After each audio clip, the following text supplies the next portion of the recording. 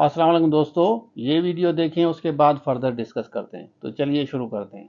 अस्सलाम वालेकुम, मेरा नाम सईद अमन और मैं असिस्टेंट प्रोफेसर हूँ। मेरी कमीशन 2008 की है, तो इस हवाले से जो मुझे माजी में तजुर्बा रहा है, इस बिना पर मैं ज़रूर आपकी मुआवनत करूँगा। और दूसरी चीज़ इंटरव्यू के हवाले से है कि जब आप कमीशन के एग्ज़ाम में पास हो जाते हैं, उसके बाद जो इंटरव्यू का जो मरहला है वो बिल्कुल अच्छी तरह से तैयारी का मरहला है। इसमें कम से कम आपके जो सब्जेक्ट हैं, जो फाइनल में 5-6 हैं, उन पर आपकी दस्तरस और कमांड हासिल हो और उस पर आपकी यद तूल हासिल हो। तो अगर इंटरव्यू वाला अक्सर औकात ये होता है कि मैं जब इंटरव्यू देकर आया था तो जो इंटरव्यू कर रहा था वो नसर पर उनकी दस्तरस थी। तो मुझे याद है तकरीबन मुझसे 18 सवाल हुए और 18 सवाल में से तकरीबन मैं समझता हूँ कि 11-12 सवाल सिर्फ नसर पर थे। तो एक तो नसर और जो नज़म है या शायरी है उस पर अच्छी का आपको कमांड हासिल हो, एक बात। और शायद दूसरी बात यह है कि इंटरव्यू के दौरान आपसे जितना पूछा जाए, जो पूछा जाए, उनके मुतालिक आपको जवाब देना है और फजूल बहस व मुबाहिसा से आपको इज्तनाब करना चाहिए। आपका जो रवैया है, अंदाज़ गुफ्तगू है, वो आपका मुस्बत होना चाहिए। उसके बाद जो उर्दू की जो किताबें हैं वो आपको पढ़नी चाहिए, जो लिटरेचर के मुतालिक हैं, खुसूस से आपको अच्छी खासी वहाँ से मालूमात मिल सकती है। और वो तो दौरान जो इंटरव्यू पूरे उर्दू अदब में, लिटरेचर में बहुत सी मशहूर किताबें हैं। इंटरव्यू के दौरान आप कोशिश करें कि इतना आपको टाइम नहीं मिलेगा।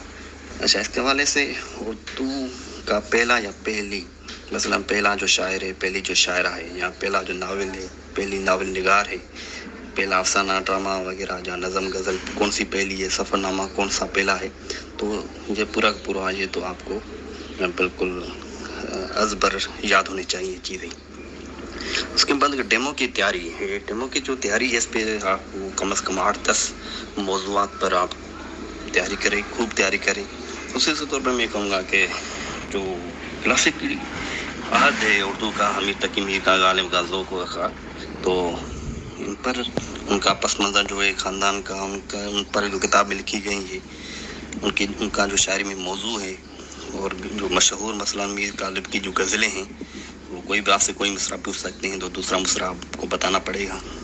ये भी उनकी जो मशहूर हैं, तकरीबन 30-30, 40-40, जो 50 जो है ना अशार, आप उनके मीर तक की मीर के गालिब के याद कर लीजिएगा। अच्छा, उसके बाद ज़ौक़ है या इकबालियात का मुताला खुसूसी तौर पर ये आपको बहुत मावनत देगा। एक तो आध सवालात इकबाल पर भी होगा, मैं समझता हूँ कि होना चाहिए, क्योंकि मुझसे पूछा गया तो इसे बिना पर मैं कहता हूँ कि इकबाल से भी पूछा जा सकता है। इस हवाले से फैज़ नासिर फराज पर की जो शायरी है, उनका जो मौजू है, सुखन है, उस पर भी आपको दस्तरस होनी चाहिए। और खुसूसी तौर पर उर्दू के जो आगाज़ों के मुताबिक जो नज़रियात हैं, उन पर भी आपकी आशनाई होनी चाहिए। मसलन जैसे सिंध में उर्दू, पंजाब, दक्कन, दिल्ली वगैरह में जो उर्दू है, इनके जो नज़रियात हैं, उन पर जो किताबें हैं, उन पर भी आपको मालूमात हासिल होनी चाहिए।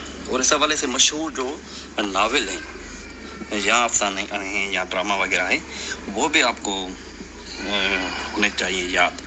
मसलन जो मशहूर अफसाने मैं समझता हूँ गीदगा, गिडरिया, कफन, आनंदी, तो इनका मौजू क्या है, इनके किरदार कौन से हैं, इनका जो नावल है मसलन उदास नस्लें, आग का दरिया, खुदा की बस्ती, राजा गिद वगैरह, ये जितने भी मशहूर नावल नवीस हैं, उनका पस मंज़र, उनका मुतालिया और उनके जो किरदार, उनका प्लाट खुसूसी तौर पर, वो नावल का क्या प्लाट है, क्या कहानी, जिसमें मुख्तसर जो आप 5-8 सत्रों के अंदर आप बता सकें, इतना कम से कम मुताला होना चाहिए। नेटशेड में आपको मुताला करना होगा। उस हवाले से मशहूर जो उर्दू अदब के मुतालिक जो किताबें हैं, वो भी आपको तकरीबन 50 से 100 तक वो भी आप एक फ़हरिस्त बनाए मशहूर किताबों की, جو شاعری کے متعلق یا نثر کے متعلق ہوں یا تنقید کے متعلق ہوں، وہ بھی آپ کو یاد کرنی ہوگی۔ اس حوالے سے میں سمجھتا ہوں کہ ارکان جو خمسہ ہیں، جو 5 ارکان خمسہ ہیں اردو ادب کے، سید حالی لوٹی، آزاد اور شبلی وغیرہ، شبلی 5 ہوئے، تو یہ 5 پہ قابل مطالعہ آپ کو ہونا چاہیے کہ کتابیں، ان کے متعلق جو کتاب لکھی گئی ہے، ان کی جو خدمات ہے اردو ادب میں، وہ بھی یاد کرنی چاہیے۔ تو مختصر طور پر میں یہ کہوں گا کم از کم ان چیزوں کا مطالعہ کریں تو کافی اشیاء آپ کو ان کتابوں سے مدد مل سکتی ہے۔ السلام علیکم۔ اچھا، آپ نے دیکھ لیا تو ٹیچر، آپ کو پتا ہے کہ ٹیچر نے ساری چیزیں ایکسپلین کر دی ہیں، اور یہ جو اسکرین پہ آپ کو سلائڈ شو ہو رہی تھی نا، یہ ایک ایک ٹاپک پڑھایا گیا ہے، ایک ایک چیز، ایک ایک شاعر، ان کا کام، جو بھی ورک ہے اس پہ ہم نے فوکس کیا ہے۔ اور یہ 50% صرف اور صرف یہ 50% جو میں نے آپ کو شو کیا ہے نا، یہ 50% ہے، یہ 100% الگ ہے۔ مطلب آپ کو بتاؤں کہ یہ پورے لیکچرز ہیں، اور کافی بچے جو انٹرویو کے بارے میں پوچھ رہے ہیں، تو میں آپ کو بتاؤں کہ ہم نے یہ پریکٹس کی ہے کہ ٹیچر کو جب ہم کہتے ہیں کہ ہمیں انٹرویو کی تیاری کرائیں، تو ٹیچر انہی چیزوں کو پھر ریوائز کرتا ہے، ٹھیک ہے نا۔ تو میں نے یہ بہتر سمجھا کہ کیوں نہ آپ لوگ جو پاس ہوئے ہیں تو انہی سارے لیکچرز کو آپ ریوائز کریں، جو آپ نے ایکسیس لی ہوئے، جنہوں نے بچوں نے کورس لیا ہوا ہے، کیونکہ 70% جیسے میں نے آپ کو پہلے کہا، اسی طرح اس ٹیچر نے بھی آپ کو کہا ہے کہ 70-80% آپ کا اپنا سبجیکٹ ہوتا ہے، اور اسی کو ریوائز کرنا ہوتا ہے۔ اگر آپ نے نوٹس بنائے ہیں، آپ نے کتابیں پڑھی ہیں، یا آپ نے کسی ٹیچر کے پاس جا کے پڑھے ہیں، تو چیزیں یہ سیم ہوں گی۔ اگر ہمارا جیسے کورس لیا ہے تو یہ جتنے بھی لیکچرز ہیں، جتنے بھی سبجیکٹس ہیں ہمارے پاس، کافی بچے کہتے ہیں جب آتے ہیں شروع میں کہ سر آپ کیا پڑھائیں گے، جیسے اکاؤنٹنٹ ہے یہ ہو۔ ہمارا یہ ہوتا ہے کہ ٹیچر جو پاس کر چکا ہے، ہم اسی کو ہائر کرتے ہیں، اس کے ڈسپوزل پہ ہوتا ہے کہ جو آپ کو صحیح لگتا ہے، بہتر آپ وہی پڑھائیں، نہ کہ میں آپ کو بتاؤں کہ آپ یہ مجھے پڑھائیں، یہ نہیں پڑھایا، یہ پڑھائیں۔ آپ کو اگر پتہ ہوتا تو آپ پے کر کے ہمارے پاس نہیں آتے۔ تو آپ کو پتہ چلوں کہ ہمیشہ ٹیچر کے ڈسپوزل پہ چھوڑا کریں، سر آپ کو جو صحیح لگ رہا ہے، جیسے اکاؤنٹنٹ میں میڈم پڑھا رہی ہیں، یا ہم نے lecturer chemistry, physics, bio, maths ہے، ہندی ہے، اردو ہے، انگلش ہے، اسلامیات ہے، تو ہم ٹیچر کے ڈسپوزل پہ چھوڑتے ہیں کہ جو آپ کو صحیح لگتا ہے نا وہ پڑھائیں۔ ہمارے اسٹوڈنٹس کا 85+ بھی اسلامیات میں مارکس آئے ہیں، شاید میں نے آپ کو بتایا ہے۔ تو ہمارا یہ ہوتا ہے کہ ہم فوکس کرتے ہیں کہ ٹیچر کو جو اچھا لگے، آپ سر ہمیں وہ پڑھائیں، بچوں کو وہ پڑھائیں، آپ بچوں کو چھوڑیں، کیونکہ آپ 4 سال پتہ نہیں کیا کیا پڑھ کے آئیں۔ اب آپ کو لمیٹیڈ ٹائم میں وہ چیزیں پڑھنی ہوتی ہیں جو پیپر میں آئے، آپ کو پیپر پاس کرنا ہوتا ہے، بس یہ ہمارا مین فوکس ہوتا ہے کہ آپ کینڈیڈیٹس کا پیپر پاس ہو جائے۔ تو یہ تھا آج کے لیے، تھینک یو سو مچ۔